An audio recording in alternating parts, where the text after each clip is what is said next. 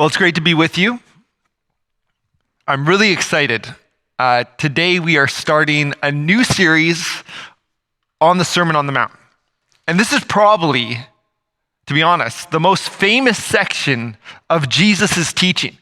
Even if you're new to the Bible, even if you don't know a lot about Christianity, my guess is you've heard some of these sayings or statements from Jesus before. And next week, you're going to hear the whole sermon in a service. But to start off, let me just pull a few snippets out. See if you recognize some of these teachings from Jesus. Don't store up for yourselves treasures on earth, where moths and vermin destroy and where thieves break in and steal. But store up for yourselves treasures in heaven. For where your treasure is, there your heart will be also. He goes on, he says, you cannot serve God and money. He says, do not judge or you will be judged. This is some people's favorite verse to quote. Do not judge, for the same way you judge others, you will be judged. Jesus also said, you've heard that it was said, love your neighbor and hate your enemy, but I tell you, love your enemies and pray for those who persecute you. Very challenging. He also says, therefore, do not worry about tomorrow, for tomorrow will worry about itself. Each day has enough trouble of its own. He says, blessed are those who are merciful, for they shall receive mercy. Blessed are those who hunger and thirst for righteousness, for they will be filled. Blessed are the pure in heart, for they will see God. He says at another place, in everything, do unto others what you would have them do to you. The golden rule comes from the Sermon on the Mount. And many of these teachings we've heard before. Many of them are immediately appealing. Some of them are deeply challenging and confusing. What is common is that many have recognized their brilliance and power, that Jesus offers us a blueprint for life that is profound and practical in this sermon. And we're going to spend months studying it. That was just a sample of some of the teachings we're going to do a deep dive on. But today for this message, this is like an introductory message. And for it, I want to make 3 points. 3 points, and here they are. First, we are all working off of a blueprint for life. Point 1. Point 2, we should trust Jesus' blueprint. And then point 3, we should do what he says in his blueprint. That's how we know we really trust his words. And so those are the 3 points. That's the structure. Makes it easy to follow along. Point 1, we're all working off a blueprint. Point 2, we should trust Jesus' blueprint. And then 3, we should do what he says in his blueprint. There you go. So first, we're all working off of a blueprint for life. I don't know if you've heard this in announcements from previous weeks, but Jason and Rachel are hosting a premarital course in the next couple of weeks for our church. And over the years, I've been a part of a lot of premarital counseling. Me and my wife, lots of couples, lots of good chats. And in those sessions, we talk a lot about expectations. And sometimes we use the metaphor of a blueprint. You know, we say you're both coming into marriage with a blueprint for how you want your life to go and how you want your marriage to go. And if you have different blueprints and try to build a house together, it's going to get messy and the structure might not be sound and it might not be a safe space to bring children into eventually. Right? Different blueprints can cause all kinds of problems when you're trying to build a house together. Right? She doesn't want to have children. He wants 5. Different blueprints. Right? He wants to own a house. She's okay renting their whole lives. She wants to live in foreign countries. He wants to live right next to his mom. Right? Those are different blueprints. He wants to homeschool. She believes in public education. Different blueprints. Most fights early in marriage are about different blueprints, right? We get married sometimes hoping the other person, their blueprint will change, or we'll be able to edit it and alter it. And if it doesn't, Sometimes the house crumbles. And so our blueprints, they tell us what we value, what matters to us. They help us make decisions about our lives, how we treat people, how we view money, what jobs we take, where we live, how we view our neighbors and enemies, how we view children and families and career. Our blueprint helps us make decisions about sex and money and the purpose and meaning of life, who to listen to, who to ignore. And our blueprints, they're given to us by our family of origin, by our friends, by our education, by the social cues we pick up from entertainment, social media, and the arts. Our blueprints are also given to us by tradition and religion. But everyone has a blueprint. And often these blueprints are connected deeply to our beliefs about the world. Is there a God? What does it mean to be human? Where do we come from? Where are we going? Are we loved? Is there ultimate meaning? What's the problem? What's the solution to the problem? It's connected to all those deeper beliefs and the lenses through which we view the world and interpret our experiences. And the idea is we're all building our lives. We all have a blueprint we're working off, a manual we are consulting, especially when we get in trouble. And let me just give you, for fun, an example of a modern blueprint that's very popular. For a while there, I went on this Glennon Doyle kick where she's a popular author, and I bought her books and I read her books, and she writes this paragraph in one of them that I thought was so profound and so in tune with our moment. So listen to these words. She says this: I had an epiphany. It must be that should and shouldn't, right and wrong, good and bad, they're not real. They're just culturally constructed, artificial, ever-changing cages created to maintain institutions. It struck me that in every family, culture, or religion, ideas of right and wrong are the hot cattle prods, amazing imagery, the barking sheepdogs that keep the masses in the herd. They are the bars that keep us caged. I decided that if I kept doing the right thing, I would spend my life following someone else's directions or blueprint instead of my own. I didn't want to live my life without living my life. I wanted to make my own decision as a free woman from my soul, not my training. End quote. There is like a whole blueprint wrapped up in those compelling words. Don't look without, look within. If I follow someone else's blueprint, I will live my life without living my life. It sounds like she's rejecting any blueprint but her own. The irony is that this is the exact blueprint Western society gives to us. This is how large portions of Western culture teach us, train us to think. That's why so much of the quote resonates with us. There are plenty of hot cattle prods and barking sheepdogs that would point us in this direction and say, this is the way we should go. This is the right path to life that is truly life. Don't look without, look within. It's the approach that many of us take to morality and spirituality. And it's compelling, especially when written beautifully like that. But some might point out the problem is that when we look within, we don't get very far. Because when I look within, I have competing desires and conflicting values. If how we feel or what we desire tells us who we are, we might be in trouble. Because often we don't know what we want. We sometimes want the wrong things. Our desires are often in conflict and our wants change. In other words, our desires are a flimsy basis from which to construct an identity or a blueprint for the entirety of our lives. And Timothy Keller, he goes on and he points out that this self-discovered identity is actually an illusion. See if you agree with what he says here. This is the second of many quotes. I just want to prepare you for that.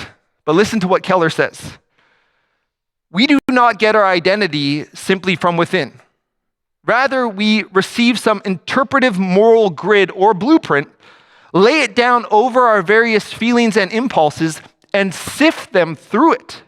This grid helps us decide which feelings are me and should be expressed, and which are not and should not be. Despite protests to the contrary, we instinctively know our inner depths are insufficient to guide us. We need some standard or rule from outside of us to help us sort out the warring impulses of our interior world. He says we need a blueprint from outside of ourselves to help us know what to do with what we find inside of ourselves. And not only that, if we have to create our own morality and our own meaning and our own spirituality that we cobble together from different sources, it puts a lot of pressure on us as humans, a stifling amount of pressure. Let me quote Elizabeth Gilbert, who wrote Eat, Pray, Love movie. Julia Roberts was in it. It's a pretty boring film, to be honest, but that's a distraction. If you love the film, forget I said it. Let me just do the quote, okay? Because that's what I came to do. And here it is. Gilbert says this, I got to tell you, I think it was a huge error. I think that allowing somebody to believe that he or she is the source of all divine, creative, unknowable, eternal mystery is just a smidge too much responsibility to put on one fragile human psyche. It's like asking somebody to swallow the sun. It just completely warps and distorts egos.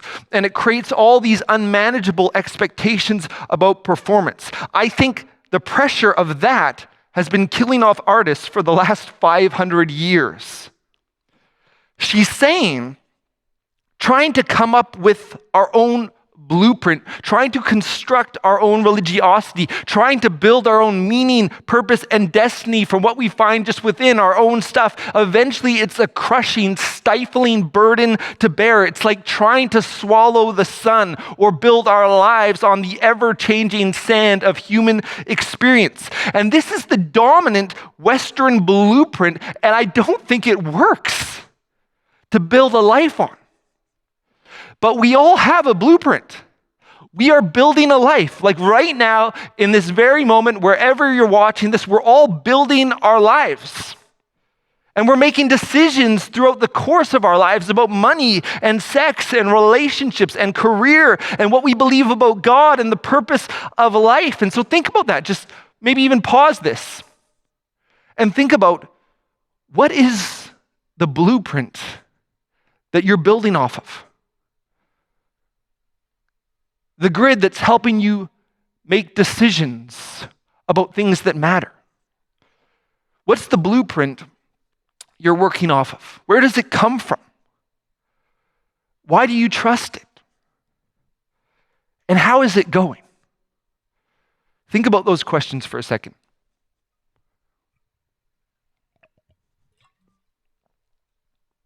We all have a blueprint. Second point. I want to make a brief case for why we should trust Jesus' blueprint in the Sermon on the Mount and elsewhere. And so point one, we all have a blueprint. Point two, we should trust Jesus. Why? Well, let me start this way. Some of us may be here and we're curious about Christianity and what it offers. Or we grew up in it and we walked away from it and now we're thinking maybe we'll explore it again. But some of you, maybe you'd consider yourself spiritual, but you wouldn't subscribe to any religious tradition. Maybe we've had, some spiritual experiences that have convinced us there's some sort of God, but we remain suspicious about the Bible or church, probably for good reasons. And we might even say it like this: hey, why consult a book or listen to a preacher or explore a set of ancient teachings when I have spiritual experience as a guide? Why look without when I can look within? My spiritual experience is more real than pages or words on a page. In fact, it's like the difference between looking at a map of the ocean and dipping your toes in the waves, right? Playing in the tides is more real than studying a map of the ocean. My spiritual practice is more real than anything I can find printed on paper in an ancient book. And in one sense, that's true. The ocean feels more real than the map. But if you want to get anywhere on the ocean, if you want to move past just swimming near the shore, if you want to navigate stormy seas without being blown off course, the map becomes crucial. And we would say Jesus gives us the map. That the teachings of Jesus expand our souls and take us much further out to sea, much further into life that is truly life, much further into a new way of being human, much further into the mystery of God's love and his transformative power. Jesus' teaching is God's map. Let me switch the metaphor. Last year, I had my winter tires put on my car and my alignment checked. And a few days later, I noticed a light turned on the dashboard. And it always stresses me out because I have no idea what the light means. But I live with it for a few days, hoping it will turn itself off. I don't know if you ever do that, but that's who I am, right? Like when it's daylight savings and you have to change your clock, I don't. I just wait a year knowing it will self-correct. Unless a type A person comes in my car and it freaks them out and they can't handle it and they have to change it, and I let them because that's also the type of guy that I am. But with this light, I just let it stare at me for a while. And every time I would get in the car, it bothered me, but I got better and better at ignoring it. My wife would say, "What's with this light?" And I would say, don't ask questions. And I just ignored it until finally I couldn't stand it anymore. I looked at the light, I looked at my kids in the back seat, I thought maybe this light is important for their safety, and so you know what I did? I consulted the car manual. Why? Well, because the car manual was written by the same people who designed the car, so if I'm looking for insight about the car, it makes sense to consult the manual. And it worked. I found the answer. And I wonder how many of us live our lives in a similar way, like we have health problems or emotional problems or relational problems. We know they're there, but we're just hoping that our neglect will be enough to turn them off. Maybe if I shut my eyes long enough, it will go away. Until eventually it just becomes too much and we need to look for help outside of ourselves. We look for a manual. And in one sense, Jesus and his teaching is like that. It's a manual for life from our Creator to us. The God who designed us comes to us in Jesus, and he guides us and corrects us and paints for us a vision of human flourishing in relationship with God and one another. Jesus gives us the blueprint or the map. That's why we trust what he says. Now, in saying all this, the pushback might be, or maybe should be, any religious leader might claim to speak for God or give us God's map. Many have throughout history, many do today. What's different about Jesus? And I would say the difference is Jesus backs up his authority, the authority of his teaching, with miracles. This is really interesting. At the end of the Sermon on the Mount, if you read all the way to the end, this is at the end of chapter 7 of Matthew, the start of chapter 8, the gospel writer records these words. When Jesus finished saying these things, the crowds were amazed at his teaching because he taught as one who had authority and not as their teachers of the law. They're dumbfounded is the word. That's like the meaning in the Greek. They're amazed. They're dumbfounded by the authority in which Jesus spoke. And what's fascinating is that for the next several chapters, all the gospel writer does is record miracles that Jesus performed. Healing a sick girl, cleansing a leper, calming a storm, casting out demons. In other words, Matthew spends the next several chapters giving evidence for Jesus' authority to teach in this way. And at the center of Christianity, at the center of the Christian worldview, is the resurrection of Jesus. The ultimate evidence of his authority is his resurrection from the dead. And so you can think about it like this. Give you another illustration here. Back before email and text messaging, if you wanted to get out of a class as a student or miss a class for an appointment, elementary school, even high school, you had to bring a note for the teacher. And the note had to have your parents' or your guardian's signature. The parent's signature gave the note authority. That's why kids would sometimes try to forge their parent's signature. Because without the signature, it's just a note without any authority. Even when we grow up and have a career, right, to take a stress leave or a few days off work, you often need a note from your doctor and the signature of the medical professional, the letterhead from the doctor's office. It gives the note authority. Otherwise, why trust the note? And I think in my skeptical days as a high school student, I would have said that all religious leaders do is hand humanity notes about God without any signature, without the authority. So why should I trust it? Aren't we just the blind leading the blind? Why should I think you have sight that's unique or authoritative? But it's so fascinating because the resurrection is like God signing off on the teachings and life and death of Jesus, giving him unparalleled authority, not shared by any thinkers and leaders. I'll tell you this story. And hopefully we have a picture of this guy named Antony Flew. But he was one of the greatest, if not the greatest, philosophical atheist, didn't believe in God, of the 20th century. He wrote many articles and books, and in many of them, he argued against Christianity. And so he wrote that, theological language is meaningless. He wrote a lot about the impossibility of miracles. He was a student of the 17th century skeptic, David Hume. And I have books written in the 70s and 80s where Christian philosophers are busy responding to Flew's arguments because his work was too significant to ignore. This is a heavyweight. This is an intellectual giant. Spends most of his life writing against the existence of God. But later in his life, he shocked everyone by writing a book called There Is a God.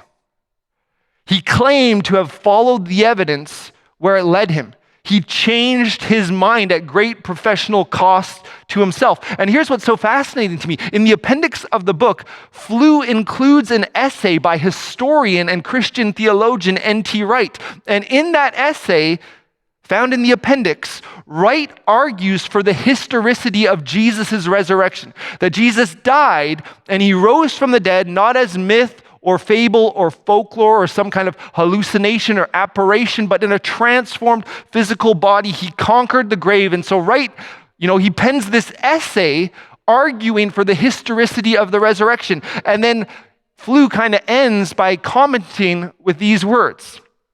He says, the evidence for the resurrection is better than any claimed miracles in any other religion he knows of. It's outstandingly different in quality and quantity. And he wasn't a believer when he wrote that. It's pretty intriguing to think about. And the historic case for the resurrection of Jesus, and I'm not giving you an argument, I'm just giving you an outline, but it's based on the tomb of Jesus, which was in a well-known location, being found empty. There was no body. Jesus appeared to people, including friends and enemies and skeptics biased against belief. He appeared to groups of people, meaning this wasn't a subjective hallucination. Those who saw him, their lives were transformed and they were willing to die, not for what they heard from a secondary source like many martyrs, but for what they witnessed personally. The birth of the church or the direction and shape of early Christianity makes most sense in light of an actual resurrection. And the experience of millions of people today who are still encountering the risen Christ, usually in a manner different from the first disciples, but still as real. And it's the resurrection of Jesus that gives him unparalleled authority. I love this Philip Yancey quote. He writes, "In many respects, I find an unresurrected Jesus easier to accept." And he tells us why. It's not because of the miracle. He says, the resurrection makes him dangerous. Because of the resurrection, I have to listen to his extravagant claims and can no longer pick and choose from his sayings. Moreover, Easter means he must be loose out there somewhere. Because of the resurrection, I have to listen to his extravagant claims and I can no longer pick and choose from his saints. The resurrection is God signing off on the life and teaching of Jesus, that he's been through death and come out the other side and has unparalleled authority to speak about life, death, God, and meaning. His blueprint comes from the designer of life and the conqueror of death, so we should take his teachings seriously. Point 1, we all have a blueprint. Point 2, trust Jesus' blueprint. And then point 3, we should do what he says in his blueprint. We should do what he says. At the end of the Sermon on the Mount, Jesus gives this illustration. Let me read it to you. And maybe hear these words fresh this morning. Try to read slowly. Jesus says, "Therefore, everyone who hears these words of mine and puts them into practice is like a wise man who built his house on the rock. The rain came down, the streams rose, and the winds blew and beat against the house. Yet it did not fall, because it had its foundation on the rock. But everyone who hears these words of mine and does not put them into practice is like a foolish man who built his house on sand. The rain came down, the streams rose, and the winds blew and beat against that house, and it fell with a great crash." Jesus says that his words in this sermon, we're going to spend months studying. They're like a foundation or a blueprint to build upon. We can build our lives on these words, and when storms come, the house we build will not crumble. But you notice in this illustration, Jesus doesn't just mean hearing his words, right? There are two groups of people in this illustration. Both groups hear the words of Jesus. Both groups may read the teachings of Jesus. Both groups may even memorize the words of Jesus. The difference isn't between those who hear and those who don't hear. Jesus instead says those who hear his words and do what he says. And do what he says, they are like the ones whose house is on a solid foundation that can withstand the flood. These words are not just for hearing. These words are not just for memorizing. They're not just for admiring. These words are for obedience. These words must be put into action. Only then do they provide a secure foundation that can survive the floods of life. And the sad thing, I think we need to acknowledge and admit, is that we don't always follow the instructions of Jesus. And I think one of the reasons is because culture has insisted that Jesus is a good moral teacher, right? The Sermon on the Mount is widely admired. We say, Jesus is a great moral teacher, maybe the best. People in culture say that. And in response, Christians have said, no. Jesus is more than a teacher, so much more. Jesus claimed to be God incarnate on earth. He said and did things, only appropriate for God to say and do. He forgave sins. He said he was the judge of the earth, the bread of life, the one sending prophets into history, right? In every layer of the gospel evidence, this is true. It's why we have this famous C.S. Lewis quote that I'm sure you've probably heard. He goes, critiquing this idea, he goes, "I'm ready to accept Jesus as a great moral teacher, but I don't accept his claim to be God." So that's what often people will say. He critiques it. He says, that is the one thing we must not say. A man who was merely a man and said the sort of things Jesus said would not be a great moral teacher. You must make your choice. Either this man was and is the Son of God, or else a madman, or something worse. You can shut him up for a fool, or you can fall at his feet and call him Lord and God. But let's not come with any patronizing nonsense about his being a great human teacher. He has not left that open to us. And so Christians have insisted, like Lewis, like he's more than a teacher. He's Lord and he's God. And that's true. Jesus is more than a teacher, but he's certainly not less than a teacher. Like Jesus as God incarnate is the wisest and smartest person who's ever walked the planet. Have you ever thought about that? He gives us the blueprint from the maker of all things, yet so often we spend more time listening to influencers and pop psychology than we do the incarnate Lord. And the problem is so few of us have taken the teachings of Jesus seriously enough. Some of you are a bit older, and by a bit older, I mean 34. No, I'm just kidding. Some of you are older than that. Little joke to an empty room. Went over real good. But you've been in church for a while, and you've been in church business meetings. If you don't know what a church business meeting is, don't worry about that. But you've been in church business meetings where it seems like no one has read the Sermon on the Mount. By the way people are talking and behaving and treating one another. And we've sent emails and text messages and made comments online and talked about people, especially those we don't like we've never read the Sermon on the Mount or given any thought to obeying it. There is a whole generation asking, not just is Christianity true, but is Christianity even good for the world? Because Christians have acted like we've never read the Sermon on the Mount. Other blueprints are being followed. We attack our enemies. We don't love them. We worship money over God. We worry like there's no tomorrow. If we're not worrying, we worry about that. We think we're missing something. We brag and boast about what we're doing. It's not Jesus' blueprint we're following. We take the saving work of Jesus seriously, but not the teachings of Jesus. Listen, we've created whole theologies that teach us we don't have to obey the Sermon on the Mount. There are whole theologies no more than 100 years old that have relegated this whole teaching, this whole sermon to a later stage of history, which we don't have to pay attention to right now. Hey, don't worry about pursuing purity or loving your enemies. That's not for right now. It's for some further date in history. Don't worry about storing up treasures in heaven. You can probably serve God in money. Don't worry about worrying. This teaching is not for us right now, so we don't have to take it seriously and wrestle with it and be convicted by it and try to live it out. It's for people who will live sometime later.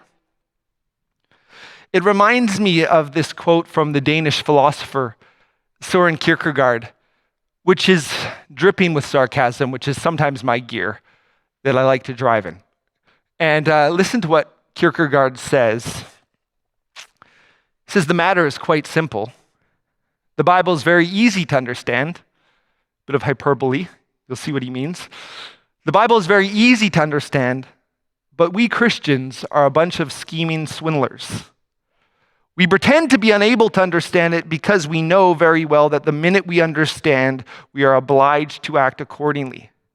Take any words in the New Testament and forget everything except pledging yourself to act accordingly. My God, you will say, if I do that, my whole life will be ruined. How would I ever get on in the world? Herein lies the real place of Christian scholarship, to ensure that we can continue to be good Christians without the Bible coming too close. Oh, priceless scholarship, what would we do without you? Dreadful it is to fall into the hands of the living God. Yes, it is even dreadful to be alone with the New Testament. But listen, what if we took Jesus seriously? Like, what if we got alone in a room together with the New Testament? Like with the Sermon on the Mount?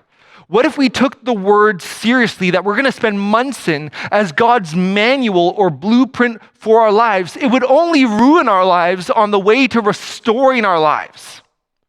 We would have a solid blueprint, a firm foundation, a beautiful vision for our lives and relationships. More than that, we would know deeply our need for grace. We would know we don't measure up, and we would experience grace when we fall short on a whole new level. Jesus throws out a lifeline for all of us who have built our lives on sand. He won't let us go under the water if we cry out to him for help. That's the good news of Christianity. And Jesus perfectly lived this teaching. Like, he lived in purity. He fulfilled the law. He loved his neighbors and loved his enemies until the end. He trusted himself fully to the good care of his Father and never judged hypocritically. He was a true prophet who showed us the narrow way that leads to life, a way that leads us to his cross and through his cross into new life. And the Sermon on the Mount, when taken seriously as a blueprint for our lives, shatters our sense of self-righteousness. It exposes our need for saving. If this is the standard, we fall short. But then it leads us beautifully to Jesus, who saves us and gives us power by the Spirit to live a new life, to grow into people who reflect his character in the way described in this sermon. The team can come up. Let me leave you with a quote from British author G.K. Chesterton. He once wrote this: Christianity. Were you guys up the whole time when I said come up? Awesome. Great move. Glad to see you here. Look at this quote. Christianity has not been tried and found wanting. I think that's what a lot of people believe. Christianity has not been tried and found wanting. It has been found difficult and left untried. But what if we tried together, not in our own strength, that will fail, but we tried together, cooperating with the power of the Holy Spirit and the grace of God. Knowing this isn't about how good we are, it's not about bending God's arm to bless us, it's not about earning his love. All of it, it's a response to the love, mercy, and grace given to us in Jesus. What if we responded by taking these words seriously? That would be a beautiful thing. The world would take notice.